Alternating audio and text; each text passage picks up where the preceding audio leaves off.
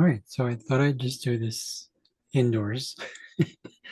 Um, for today, or while I'm recording this, it's for actually the day before, but I wanted to read the chart for specifically um, August 12th, which is actually a special day for me. Long story. All right, so this is for more Pisces. Okay. Technically, it's sort of Pisces, it's more for Aries. Um, more or less. Okay, so I'm going to read this chart here. So I'm just going to go into this here. So you can see this chart. Um, it is in Aries, 0 degrees is 11 degrees. Okay, the moon is in that. It's conjunct Saturn, Neptune retrograde. So that means there's going to be new opportunities for people to go into restructuring their beliefs, restructuring internally what they believe in themselves, and actually kind of figuring out what is also balancing that, which is Makemake Makemake conjunct Mars. You can see here on the right side, right here. Okay. Um, it's going to be this feeling of an drive, an internal drive, like an awareness, kind of if we balance that. Because what's happening there now with this placement in Mars, Makemake, actually, it's just not Makemake. Sorry, it's just Mars. Okay, my bad. It is Mars, so in Libra. So with this opposition to the moon and also Saturn retrograde, Neptune retrograde, to me it feels like there's just need to be balance of understanding on sexual energy, what it means for specifically Aries to get into this balance of balance. It's really more about the uh, I feel like it's tied to health, but it's restructuring of health, like your pH balance. I feel like because of this difference between Mars, between Libra uh, and Aries. So the polarity between the two. So there is this feeling of um, balance of like your health and your pH levels. So watch out for foods that you take or things that you do that lead your body to become more acidic or more basic, if that makes sense. But it's also taking into account what is assertiveness in terms of relationships, assertiveness in terms of balance, and kind of figuring out what it is that you want for yourself. So Aries out there, very get-go sort of sign, right? But it also is directly affecting those who have Cancer in the 0 degrees mark, 0 to 1 degrees mark, between zero, give or take about 6 degrees, or and also Capricorn. Um, so what I see here, it's actually Mars, Mars and Neptune are actually square Ixion right now.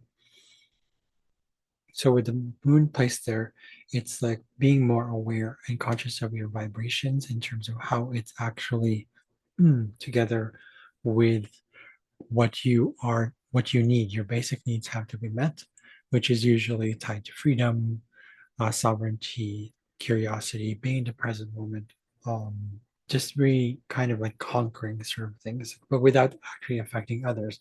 It's funny because it's like Mars is in Libra and Mars rules Aries. So we're talking about all these placements right here. This balance that's happening between this polarity between the Aries archetype and the Libra archetype. So it is mm, you or other person, right? So it's really balancing that with your relationship with yourself versus your relationship with others, specifically like your needs and restructuring that.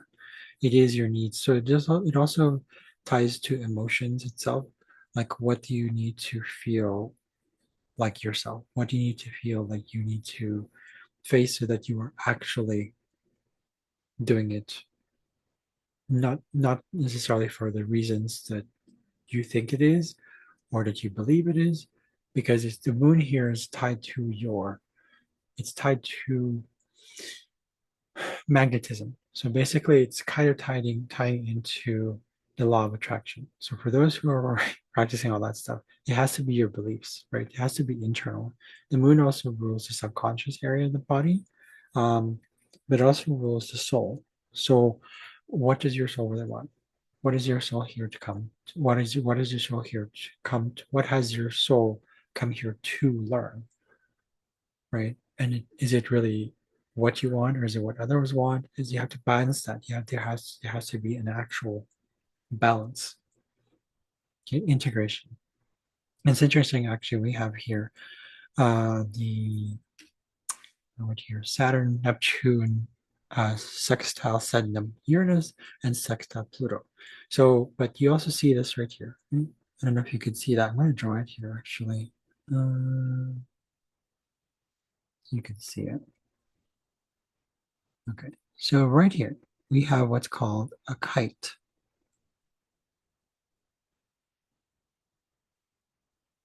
Okay, well, that didn't come out well. But the point is, let me make that black there. Okay, so right here, there's a kite right there. Okay, in fact, it's right there. So that's a kite. So what that usually means, there's a sort of a pull. And the pull that's coming through is basically like, it's headed in direction towards where your emotions are, restructuring that. Right now, it's strong in Saturn and Neptune.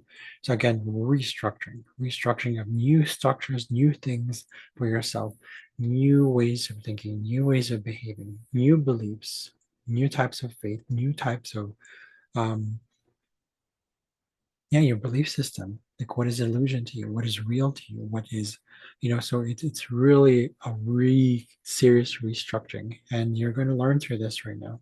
Humanity is learning through it, especially for people who are in Aries.